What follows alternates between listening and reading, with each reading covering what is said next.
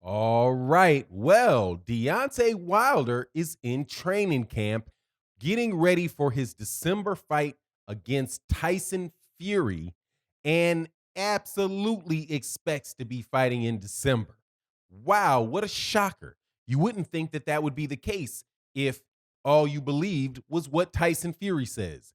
But there's a lot of people that do that. So let's talk about that in this video.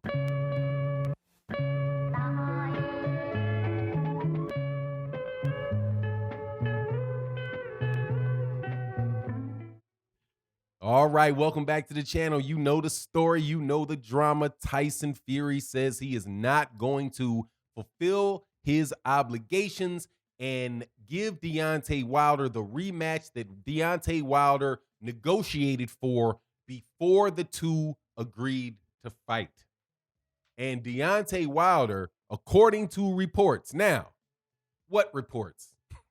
Right? What reports is a fair question. There is a website whose name shall remain nameless. I am not giving any more publicity to these dudes. They don't need my publicity, but so they ain't getting it. Okay. However, suffice it to say that there is a website that went out and got an interview with or a quotation from somebody that was connected to Deontay Wilder, who was training along Deontay Wilder by the name of Raphael Akpedigior. I cannot pronounce the name. Sounds like an African name, but his first name is Raphael, and he's a training partner, sparring partner. And this website found him and got a quote from him. And basically what he said was, look, I haven't heard that this fight is off. I've talked to Deontay Wilder. He ain't acting like it's off. That's what he's doing is he's training for the fight in December and to beat Tyson Fury in December. That's what he's training for. That's what he's expecting, right? Now, you can now believe it now because it came from a website. Now, the truth of the matter is that Deontay Wilder has been denying it. Shelly Finkel denied it. Shelly Finkel said, we're fighting in December. What are you guys talking about? We look forward to fighting Tyson Fury in December. Deontay Wilder's other Tay Jones was on my channel, was on other channels saying, hey, no, the Deontay Wilder knows the fight is on. He doesn't even know what all this stuff is about Tyson Fury canceling a fight. What is this? You know, it's like they were sitting back listening. Deontay Wilder's camp is sitting back reading the internet and reading stuff going on the internet, listening to what Bob Arum says, and their responses have consistently been, what are you talking about? I have a rematch clause. There is no expiration date in the rematch clause. And Tyson Fury is going to have to fight me, and I plan on fighting him. And if it has to happen in December, then the fight has to happen in December. So I'm going to be fighting him in December. Now, that is two people telling a story. Now, I did a video already on this type of thing where I'm like, okay, man, when is something an excuse? When is something an explanation, right? Now, I did that within the context of another video. What I'm doing here is I'm saying the same thing, man. Essentially, who do you believe? Why would you believe Tyson Fury? It's absolutely ridiculous to believe Tyson Fury. Why would you believe Deontay Wilder? Why wouldn't you believe Deontay Wilder? What has Deontay Wilder told you that would make you believe that he is not a reliable source when he says what he says, or the people that represent him say the things that they say? Why would you believe one over the other? It's been amazing with Deontay Wilder how this has been the case of people not believing the words coming out of Deontay Wilder's mouth and going out of their way to believe people that are known as borderline pathological liars. And it's not the first time. Eddie Hearn was the first time where whenever Eddie Hearn said something, what Eddie Hearn said was gold, right? Eddie Hearn says he never, just like Bob Arum is claiming that he never met with, he hasn't met with Shelly Finkel since before the fight, right? Same thing Eddie Hearn said, and Shelly Finkel got on the Boxing Voice, shout out to the Boxing Voice, and said, look, man, I don't know what to do with this. You and I, me and your father had lunch one another. You and I exchanged emails. We have definitely been in conversation, right? Same thing is happening with Shelly Finkel and right now, because Shelly Finkel, according to Deontay Wilder's camp, has already met with Bob Arum, have talked to Bob Arum. But Bob Arum is out there claiming that he is not, just like Eddie Hearn claimed that he was not. Now, since Bob Arum is known for saying that I was lying yesterday. Today I'm telling the truth. And Eddie Hearn, you can catch him saying things, on a regular basis that don't quite jive with reality.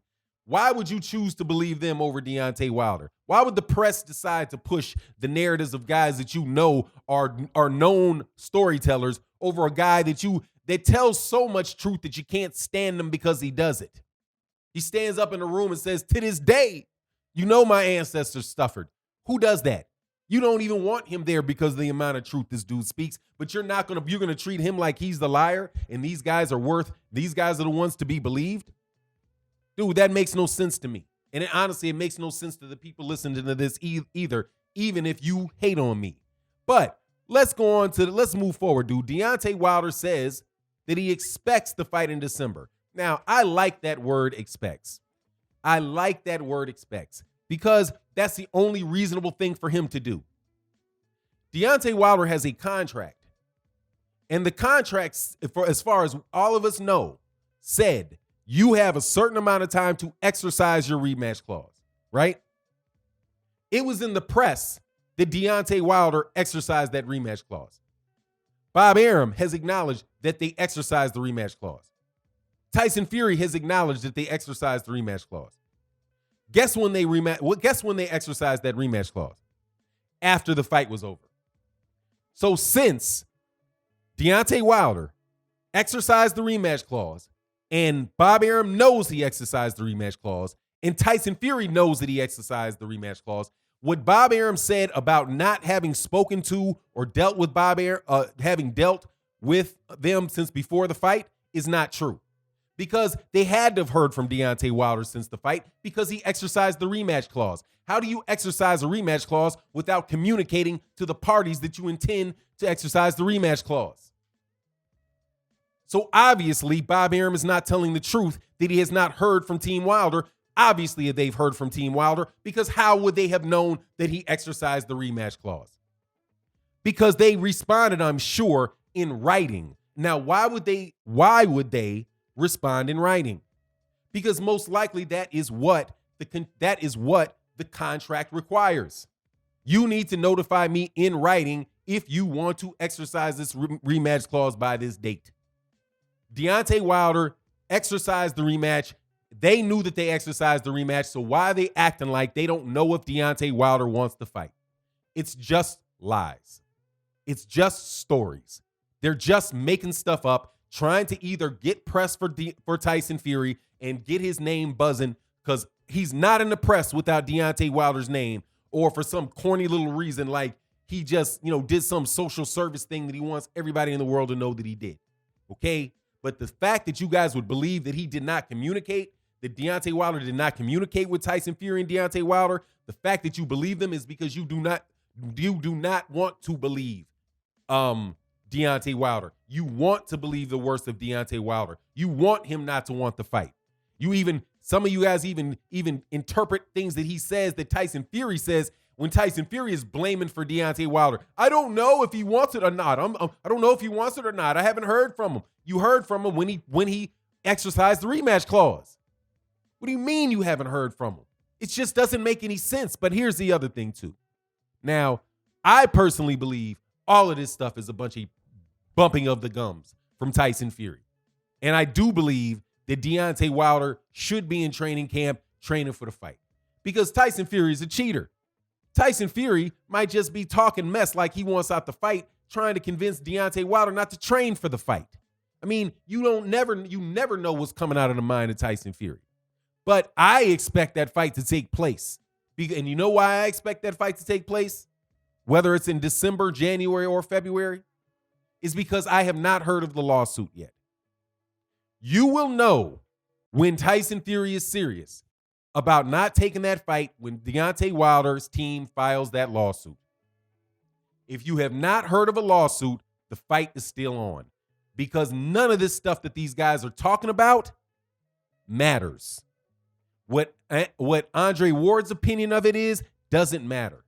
What Bob Arum's opinion of it is doesn't matter. What Tyson Fury's opinion of it is doesn't really matter, or Deontay Wilder's, because Deontay Wilder has the right to have redress. He has the right to take Tyson Fury to court.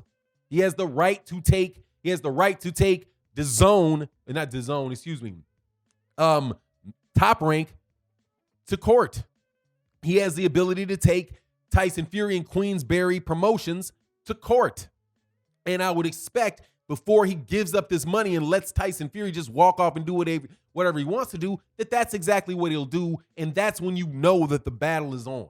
Right now, it's a bunch of people believing what a liar has to say. A known repeated liar and cheat has to say. And in the midst of it, you're actually trying to defend this guy backing out of his obligations, which is what I like when I say, where I like that word expect. Because when you have a contract, you have expectations, right? That is actually a damage. Expectations. I think that you need to pay me what I expected to get out of this deal. Now, you don't always get expectations, but that is a standard when somebody looks at an agreement. What were the expectations of either one of the parties to the issue? So what does Deontay Wilder expect? He expects the rematch clause that Tyson Fury was paid to give him. Tyson Fury was given money to sign that contract and agree to that rematch clause. He was paid for it. And since he was paid for it by Deontay Wilder, he has to live up to it. Because Deontay Wilder might not have taken that fight but for the rematch clause. It was a material term. One that, but if it was there, the fight might not have taken place. And shame on y'all for trying to let this dude get out of it. But anyway, Deontay Wilder's in training camp. Expect that fight to pop off until you see the lawsuit. And with that, I'm out. Peace.